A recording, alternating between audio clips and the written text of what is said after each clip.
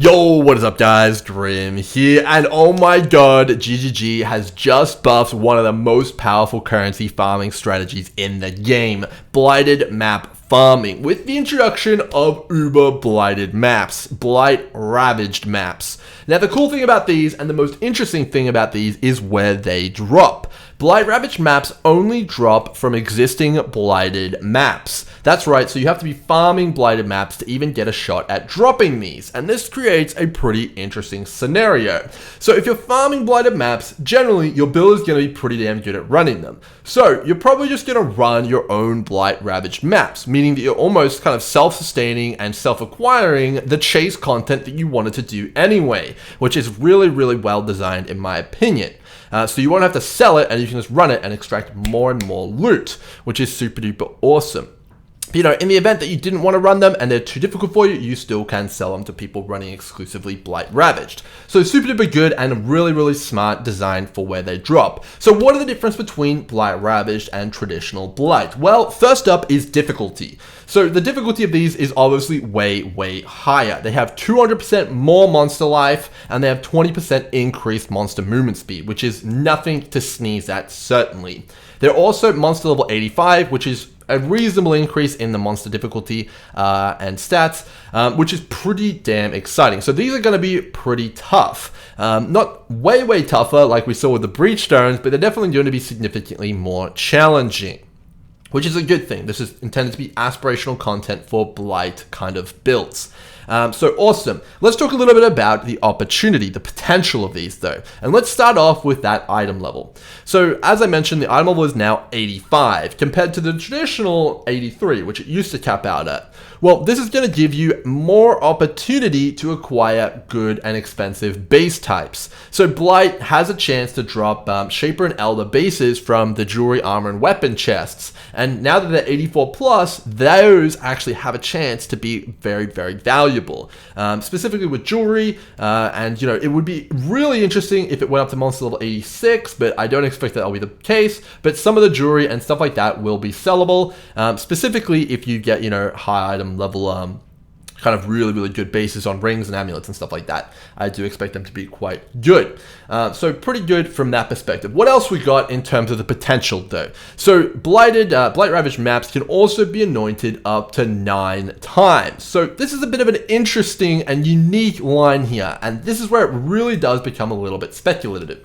All right, so a traditional blighted map can be anointed once. And you can see here that anointing a map, you can use anywhere between 1 to 3 oils here. So if I use 1 oil, it's going to anoint it and I'm going to get an anointment, right? I can use 2 oils and I can get a new anointment. And you know, the traditional logic is that, you know, okay, you can anoint all of the items that are potentially anointable once. And you can do that with 3 oils. So the new Blight Ravaged maps say that they can be anointed 9 times.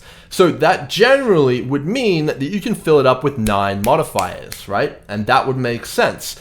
So that's 9 lots of 3 oils, 9 lots of 2 oils, or 9 lots of 1 oil. And that would be how I would interpret it. So that would give you a total of 27 potential oils that you can anoint these blighted maps with, which is absolutely ridiculous. That is crazy. But the potential for strategic anointments and all sorts of stuff like that is actually bonkers. It's crazy what you could do with that. And we'll get into that in just a second here. But of course, they may decide to go in a different direction. You know, 27 is an absolute ton. You know, that's ridiculous. And they may be, you know, potentially limiting you to 9 lots of 1. I could see that. But we'll go with the one that logic kind of points to, which is the 27. 27 oils is what you potentially can use. And it would make sense. You know, anointing it 9 times. Okay, that's once.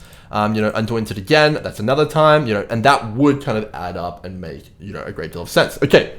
So, blighted maps are way, way harder. They've got high item level, and now you can anoint them with 27 oils, basically. So what can you do with that? What are the potentials? Well, I want to kind of go into the unknown first here. So we don't know, just like with the Breach Stones, we don't know what else is changing with these. It might be nothing at all. It might just be the stats. There might be new uniques. There might be way more bosses. There might be way more lanes. There's definitely that unknown factor that no one's going to know until they load one up. But let's put that out of our mind for now. Let's focus on the anointments and kind of break that down and really understand how much better that these are going to be than traditional maps. And we'll roll with the 27.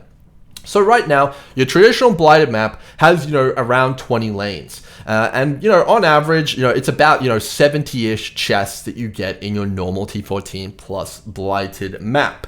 So the normal strategy right now is to use Crimson Oils and anoint up the Blighted map with lucky chests.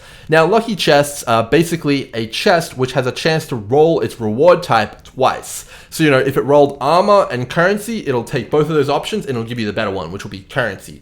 So most people really like this as it gives them a much higher caliber of reward type. And the kind of logic is that you just use 3 crimsons every single time. And that kind of makes sense. But I just told you there's 73 chests. Right now you can anoint 30 of them as lucky, but with 27 oils, well, it's basically absolutely trivial to anoint the entire map worth of lucky chests. So now there's a real decision to be made here on what the remaining oils are going to be used for here. So you're not just gonna, you're gonna use 7 crimsons, which is ridiculous, and then you're gonna have to choose something else because there's no point anointing chests which don't exist. So what are your other options? Well, you have a chance to contain an additional reward. Let me just bring up the wiki here. So you have chance to contain an additional reward. You have chance of Blight encounter lanes to generate an additional chest. And you also have 3 additional Blight bosses. So let's cover this first one here, chance to contain additional reward. So that is the black oil here. So let's say that you're anointing 7 of the oils to be, 70 lucky chests. That makes sense. So, over here, let's go. So you get 70 of the chests. That's sweet. Now let's do the 6% chance to contain additional reward with the remaining chests. So 20 times 6, that's 1.2. So you have a 120% chance to drop an additional reward. That's double loot. So it's already twice as good as a traditional Blighted map straight off the bat. Now black oils aren't free, obviously, so you're gonna have to factor that into your costs. But already it's like way better because you're getting twice the amount of double of lucky chests. At least, and then you're also getting twice the amount of loot. That's crazy, assuming we have the 27 oils, that is, but that's pretty damn good. Now we're overcapping this here, so you can already see that you probably wouldn't want to use 20 black oils. You probably want to go with, what is that, like 16 times 6, I think is, or maybe you could even go with 17. We'll go with 16 for now. So you have 4 oils remaining. So you have a lot of options here. And if you wanted to go with the additional Blight bosses, now you can see that, that adds about 1 chest per Blight boss. That's how the mechanic works. So 3 additional Blight bosses. Where is that here? On Indigo Oil. Well, that is another 12 chests. But now suddenly you have to move the pendulum back and you need to make those 12 chests lucky. So, it's going to be this fine-tuned balancing act of selecting the perfect oil concoction for your maps. And that's going to be really fun to figure out. And I'm sure lots of people are going to come up with lots of different ideas. And this is just the loot-focused ones. I'm sure that there is some min-max strats with, trying to make the Blight encounter faster. Obviously with teal oils, and that's going to be pretty interesting to see as well. I don't know how that's even going to function because, if you load up, enough teal oils, it's going to have 0 timer, which means you just go in there, they all spawn, and if you survive, you win. That's going to be ridiculous, right? I don't even know how that's going to work. But overall, it's incredibly exciting. There's so many questions. We have no idea how a lot of this stuff's going to be work. Is it going to be 9? Is it going to be 27? If it's 27, what oils are we going to use? The possibilities are just like bursting from the seams here, and we don't even know if there's going to be new uniques, but even without them, it's going to be incredibly exciting. So overall, very keen to try out these super duper juiced up Blighted maps. Please make it 27 oils. That would be an incredibly good oil sink and also incredibly insane to min-max and have fun in. But overall, I am getting more and more hyped the more and more they tease, and the way they're doing it is incredibly intelligent in my opinion. They're adding a ton of min-max potential, and I cannot wait to see what's next. Hope you guys are excited and enjoy this little bit of a brainstorm about the new Blighted maps. Obviously, all this stuff is subject to experimentation and change. But until the next one, cheers.